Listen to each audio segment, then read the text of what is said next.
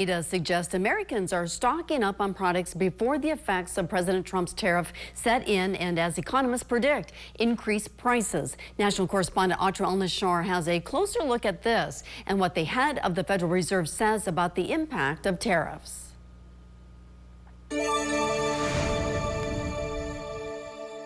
During an appearance at the Economic Club of Chicago Wednesday, Federal Reserve Chair Jerome Powell delivered some good news and some bad news. The good news: despite heightened uncertainty and downside risks, the U.S. economy is still in a solid position. The bad news, Powell says, is President Trump's tariffs could upend that stability. The level of tariff increases announced so far is significantly larger than anticipated, and the same is likely to be true of the economic effects. Tariffs are highly likely to generate at least a temporary rise in inflation. Americans are bracing for life to get more expensive. A brand new poll by The Economist and YouGov finds 75% think tariffs imposed by President Trump will cause prices to increase. It's what many economists think is behind a surge in retail sales in March. New data from the Census Bureau Wednesday morning shows stronger than expected consumer spending, up 1.4% from February. People likely deciding to make purchases now before prices go up. Last chance. This dress boutique in Warwick, Rhode Island had to increase prices April 1st after President Trump imposed 20% tariffs on China, where the bulk of their garments are made. It was $18.99. The new price has been increased to $2,016. Owner Anita Sarachek says she expects sales to drop because of this. I don't think people realize how much this is going to impact them until they come in and they see the change of prices. Just about every day, the U.S. or China comes out with a new way to hurt the other in this trade war, like China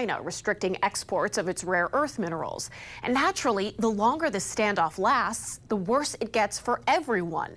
In a new interview, the top executive of America's biggest bank, JP Chase, essentially said enough is enough. It's time for talks to start. I think adults should talk to each other and listen to each other and acknowledge when the other person is right, or at least has a good point. Right now, President Trump and Chinese President Xi Jinping are dug in to escalate, not communicate. In Washington, I'm Atra Al-Nashar reporting.